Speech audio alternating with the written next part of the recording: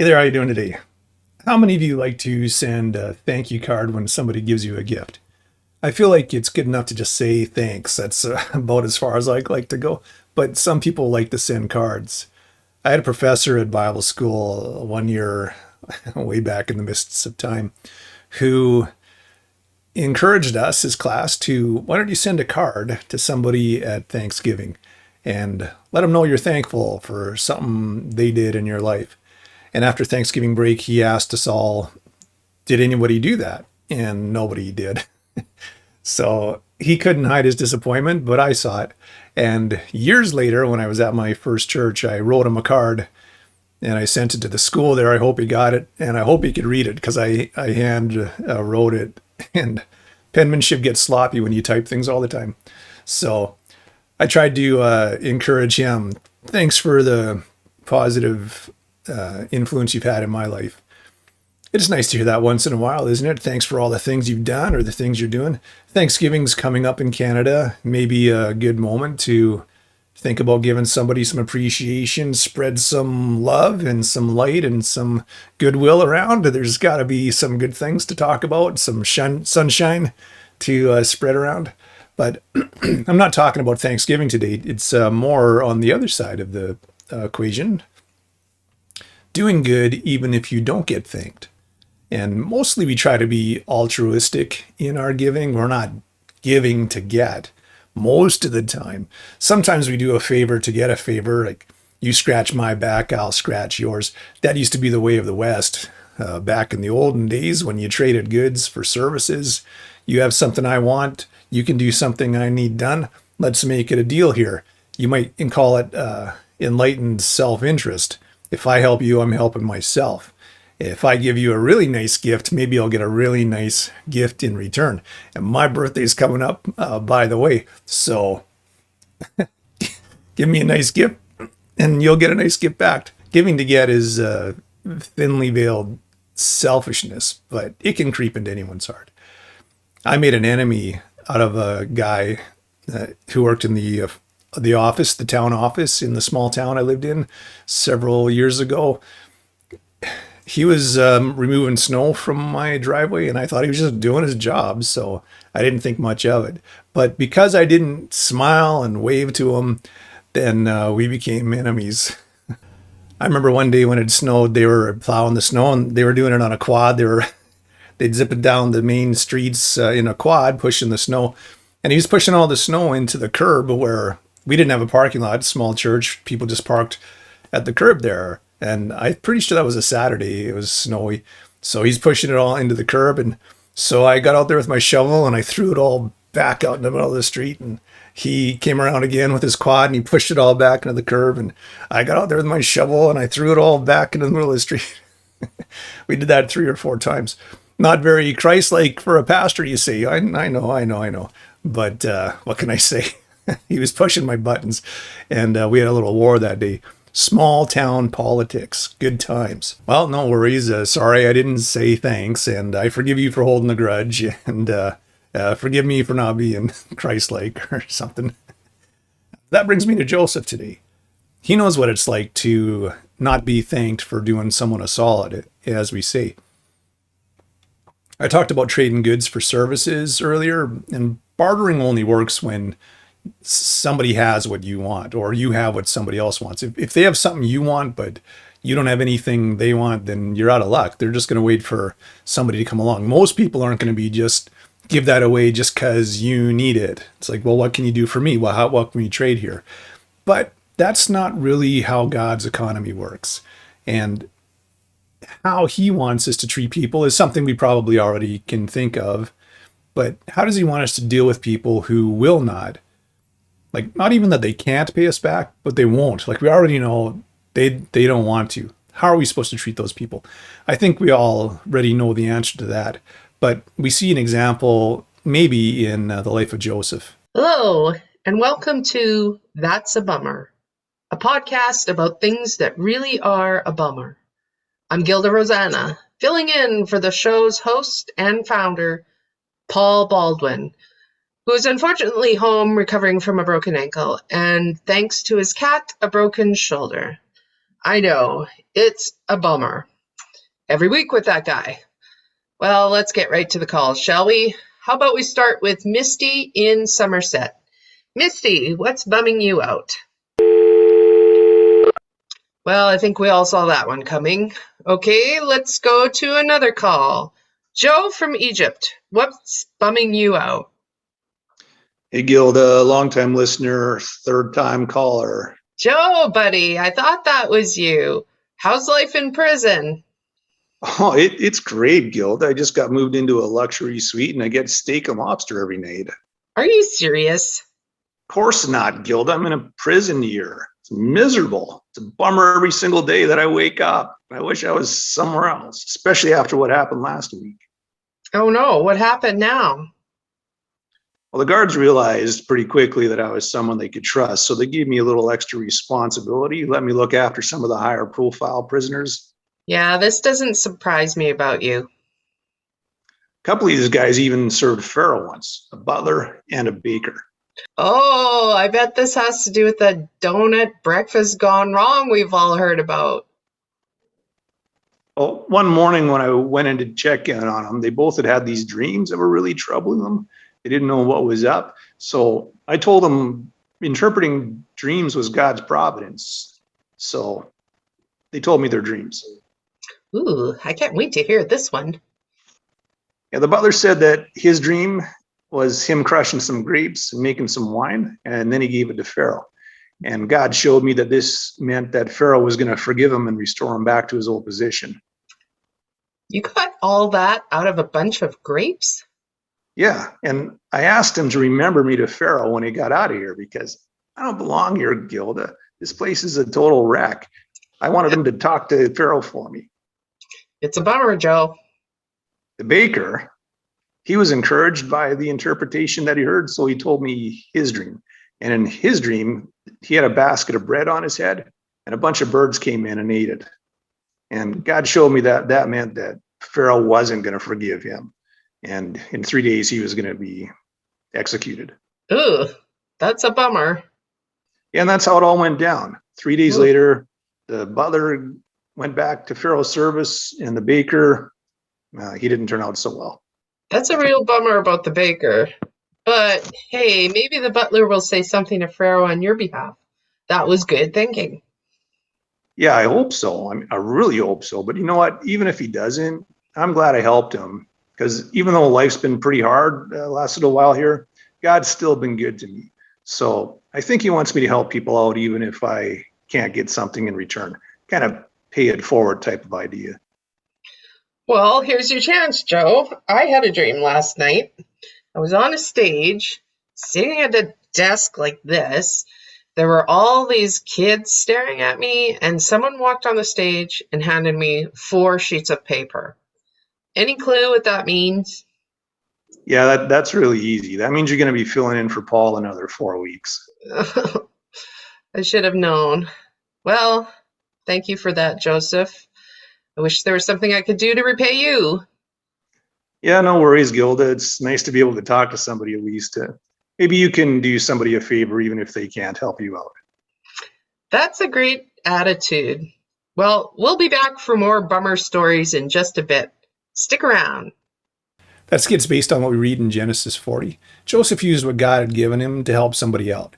And he didn't try to barter for it. He didn't say, well, if you do me a favor, then I'll tell you what your dream is. He told him already. But he did hope to get a favor. The cupbearer was a close employee or close to Pharaoh. He would have access. He would see him. And so Joseph said, please remember me. Like, when I'm not supposed to be here, as far as I'm concerned, a lot of stuff has gone wrong in my life lately. And I'm here in this prison and I don't really like it. And when you see Pharaoh, could you bring me up? Could you ask him to, review my case at least? Please, just try.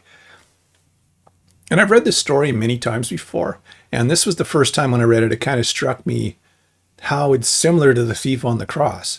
When Jesus was crucified, there was 2 thieves that were executed with him, and one of them was mocking Jesus. He's like, you're the Son of God, eh? How's that working out for you? But the other one was like, hey man, watch your mouth. Like, we deserve to be here, but this guy hasn't done anything wrong. And then he turned to Jesus and he said, when you enter your kingdom, remember me. When you get back to God's kingdom, remember me to the Father. And that's a lot of us today. We're in prison, and we deserve to be here because we're in the prison that we made with our own hands of sin and selfishness. We built it. We deserve it. And just like the thief, we deserve to be up on the cross. But we can say the same thing. Remember me. Jesus, remember me. When you get to paradise, when you get to your kingdom, remember me. Help me out of this prison. And for Joseph, that didn't work out right away. And I guess that's a true picture of all of us. Because Joseph had to wait. Because when the cupbearer got back to his place, he forgot all about Joseph. And I think there's two lessons we can take away from this story. The one is the idea of being generous. Not just with our finances, but, if we can, but with our time and our talents. Joseph used his God-given talent to help somebody in need. And we can keep an eye out for that as well. I got a call this past week from a pastor friend in town. And before COVID, we had been talking about, I had shared with the ministerial in my area about trying to help people out if we can, be some kind of a mission or something, or just help out other organizations that are doing stuff. And they were very supportive of that. They're like, yeah, go for it, man. Like, we'll help you out if we can. And when COVID hit, it was like, it seemed a lot of the stuff we were doing, we couldn't do anymore because of all the restrictions. And so I kind of let that go by the wayside. But he called me up the other day and he's like, how's that going? Like, do you have any ideas? Because he thinks we're looking at another round of lockdowns, and without now some government aid, people are going to be in more trouble or need more help. And so he was asking me, did I have any ideas? And I was like, you know what? I haven't even been thinking about it, but maybe it's time that I do. Helping people out, even if they can't repay you. Even in our uncomfortable lives with everything turned upside down, that's what I feel I want to be more aware of and thinking about. Like, I'm not living the dream, but nobody is. And can I help somebody out? Is there something I can do, small as it may be, to help somebody out? That's something that I think this lesson can say to us, even if they're never going to be even thankful or return the favor. Is there something we can do? Romans 12:18-21 says, do all that you can to live in peace with everyone. Dear friends, never take revenge. Leave that to the righteous anger of God. For the scriptures say, I will take revenge. I will pay them back, says the Lord. Instead, if your enemies are hungry, feed them. If they're thirsty, give them something to drink. In doing this, you will heap burning coals of shame on their heads. Don't let evil conquer you, but conquer evil with good. And the idea being, as I understand it, because, there's some people that feel like things are against us.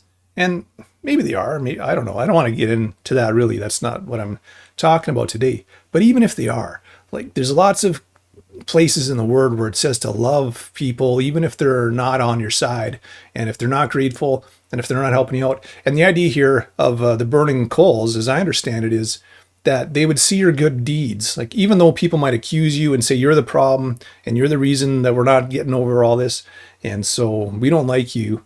But even if they see you helping them, that they would be ashamed and that they would repent. And it might draw some people to salvation. They might have a change of heart and see that, those people, they're walking the talk. Like, they're living out the good that they say they should do.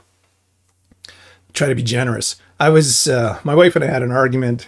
We don't argue well. We argue a lot, but it's not really serious. I don't think so anyways. For my part, it's not.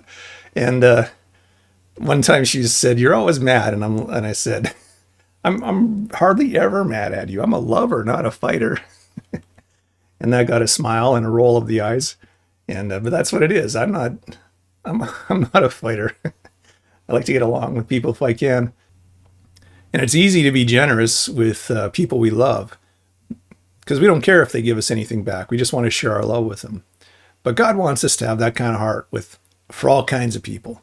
Generous, patient, gracious hearts, all kinds of people, no matter if they return the sentiment or not. WWJD, right?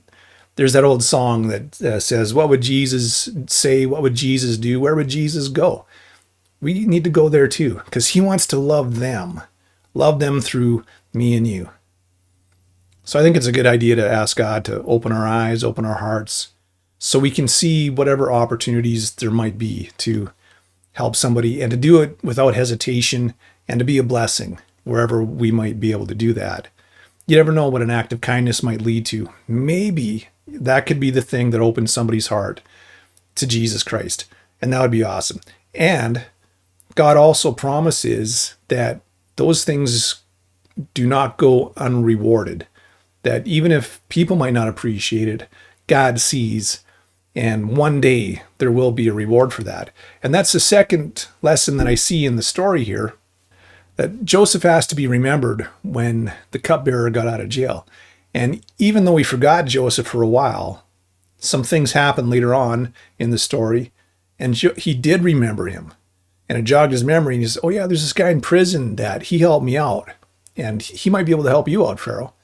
And I said it's similar to the thief on the cross, asking Jesus, remember me. And in the thief's case, he got remembered right away, because Jesus said, today you're going to be with me in paradise. So that was instant. But as an application for us, I want to say this. If you ask Jesus to help you, he didn't forget you. If you call on Jesus, he hears. If you ask him to remember you to the Father, he's remembering you to the Father. If you ask him to get out of the prison that you've made for yourself of sin and selfishness, he's going to get you out of there. He's going to do it. The prison of bad habits and addictions that you can't shake. If you ask Jesus for help, Jesus is going to help you. Jesus hears and Jesus remembers. But hang in there, because we don't get to go to heaven right away when we say, Jesus, I want you to save me. We don't just zap right away to heaven. That'd be fun for us. But there needs to be people down here doing good deeds and being his hands and feet. But while we're still here, and while we're still struggling with life, and we need to endure some things sometimes, and we're doing that right now, we still have this hope that Jesus remembers. And one day he's going to come, and we're going to get out of this dump, and we're going to go and be in paradise. But for now, we got to keep the faith, and we got to keep on hoping, and we got to keep on doing good and giving wherever we can and wherever we're able to. But I want to say this one more time. I feel like I need to emphasize this for somebody. Jesus didn't forget you. Jesus didn't forget you. Hang in there. His promise is secure. He's going to come get you one day. He's listening to you right now. He's praying for you. He's interceding for you to the Father. He remembers you. He knows your name. He knows your face. He knows everything about you. If you asked him for help, he's helping you. He's helping you. That's for sure. And he's going to get you out of that prison. But while you're still there, you can be like Joseph, and you can do whatever good you possibly can for those who are in prison with you. Hang in there. God bless you. I hope you have a good day.